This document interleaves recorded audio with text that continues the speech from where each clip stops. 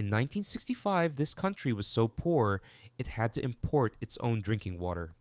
No oil, no gold, no natural resources of any kind. Unemployment near 14%. 7 in 10 families crammed into slums. Half the population couldn't read. Its own founding leader once called the idea of its surviving a political, economic, and geographical absurdity. 60 years later, that same tiny island is one of the 5 richest nations on Earth, richer per person than the country that once colonized it. This is the story of how one man took a swamp with nothing, and in a single generation turned it into a machine that prints money. And the wildest part? He did almost everything the experts told him not to. Let's rewind to the day it all began, with a grown man crying on television. August 9th, 1965.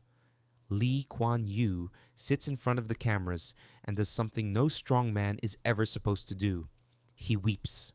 Singapore has just been kicked out of Malaysia. Not left, kicked out, after years of bitter fighting. And Lee isn't crying because a dream came true. He's crying because he's just been handed a catastrophe.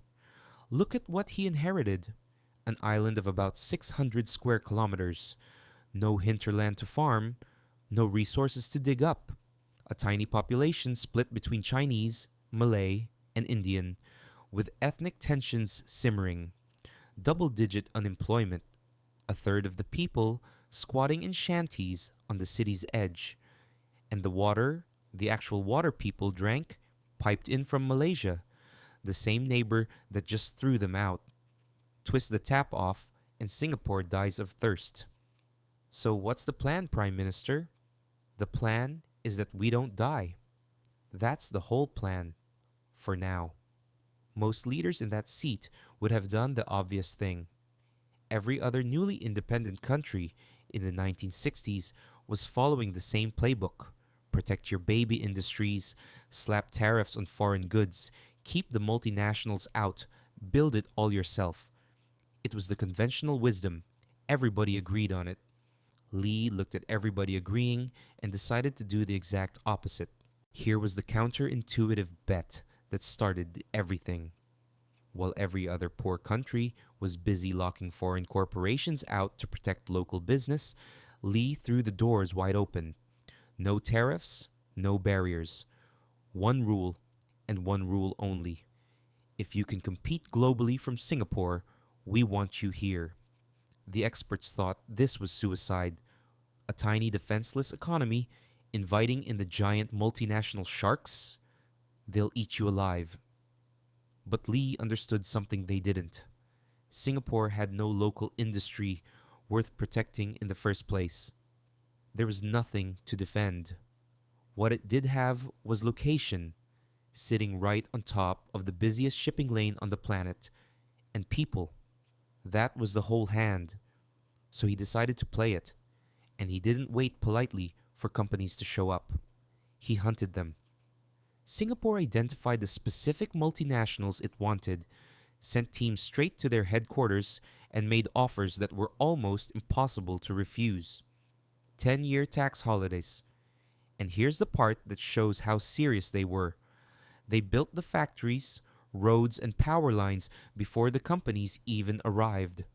Show up, and your infrastructure is already waiting. Just plug in. To run this, back in 1961, they'd created something called the Economic Development Board, the EDB, and handed it $100 million and a mission. Turn a fishing swamp called Jurong into an industrial estate. People mocked it. They called Jurong Go's folly after the finance minister pushing it. The first factories there made garments, toys, and wigs. Wigs. This was the mighty beginning of the Singapore miracle, a swamp making hairpieces. But it worked, because the jobs were real and the jobs kept coming. Watch what happens next, because it's genuinely hard to believe.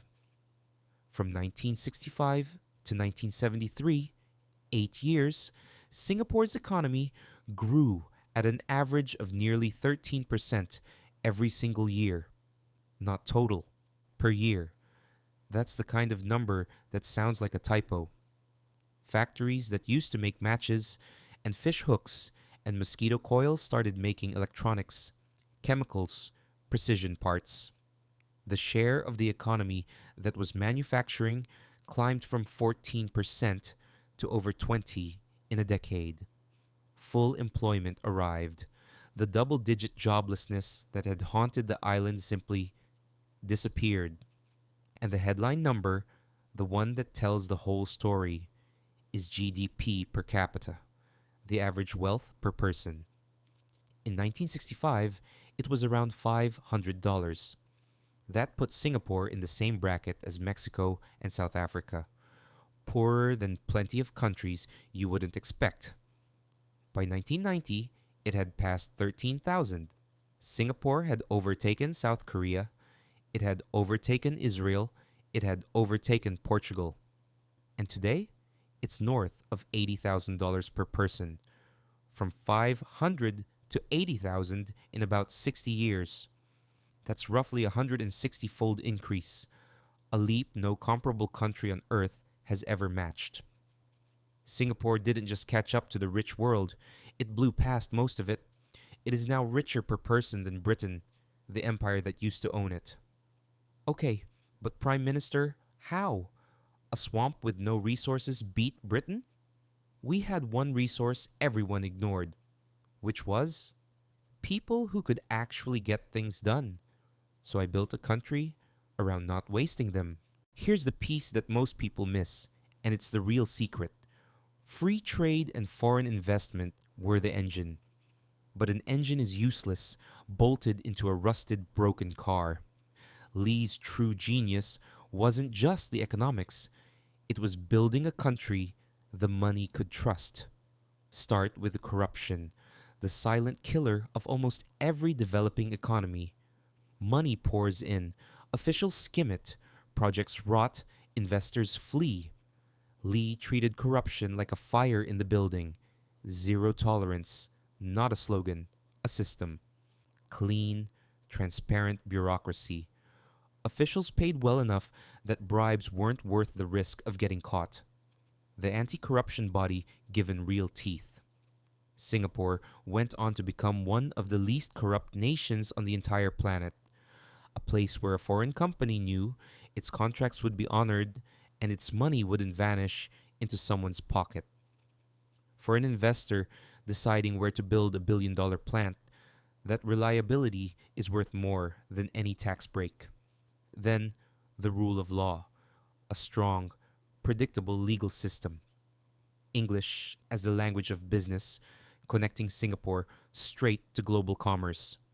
And relentless investment in people, education, training, skills, because when your only resource is human beings, you sharpen that resource until it's the best in the world.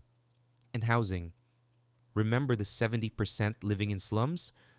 Lee's government built public housing on a massive scale through the Housing Development Board and moved people out of the shanties and into homes they could actually own. A citizen with a stake in the country is a citizen who builds it. Piece by piece, the machine came together. Clean government, reliable courts, open markets, skilled workers, world-class ports and airports, a low, transparent tax system, each part making the others work better. And to invest the nation's growing wealth, they built a sovereign fund called Temasek, which today holds commanding stakes in giants like Singapore Airlines and Singtel. The swamp that made wigs now owns an airline. Now, if this all sounds too clean, too heroic, here's where we're honest. Because Lee Kuan Yew's Singapore was built with a hand that was, by any measure, extraordinarily tight. This was not a soft democracy. Lee ran Singapore with an iron grip for 3 decades, and the order that made investors feel so safe came with real costs to freedom. Political opposition was crushed. Critics and rival politicians found themselves buried in defamation lawsuits that bankrupted them. The press was tightly controlled. Newspapers that stepped out of line were pressured or shut down. Public protest was heavily restricted. Chewing gum was famously banned. There were strict laws reaching deep into personal life. Dissent in Lee's Singapore was not welcome, and it was not free. Lee never apologized for it. His argument was blunt. A tiny, fragile, ethnically divided island surrounded by bigger neighbors could not afford the chaos of messy Western politics. Order first, prosperity second. Freedom, in his view, was a luxury a survival state couldn't yet afford. Richard Nixon once said Lee might, in another time and place, have stood among giants like Churchill. And that's the uncomfortable knot at the center of the Singapore story. The clean streets, the incorruptible government, the $80,000 paychecks, they came bundled with a level of control that many people around the world would find hard to accept.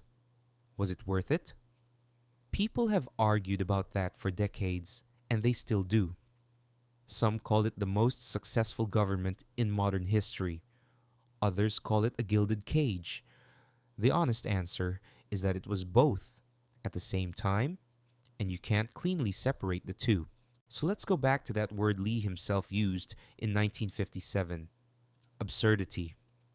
The idea of an independent Singapore surviving was, he said, a political, economic, and geographical absurdity. He was right. It should not have worked.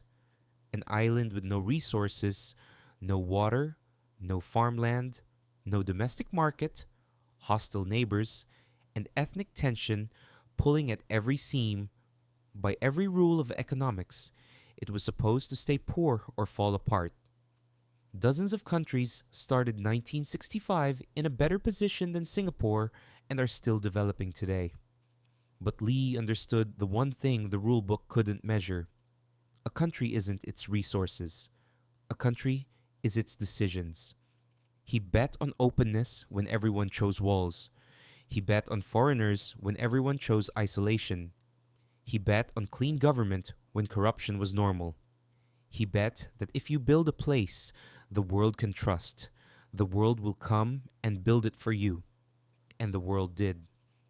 When Lee Kuan Yew died in 2015, the swamp that imported its own water and made wigs to survive had become a global capital of finance, shipping, and technology, sitting comfortably beside New York, London, and Zurich.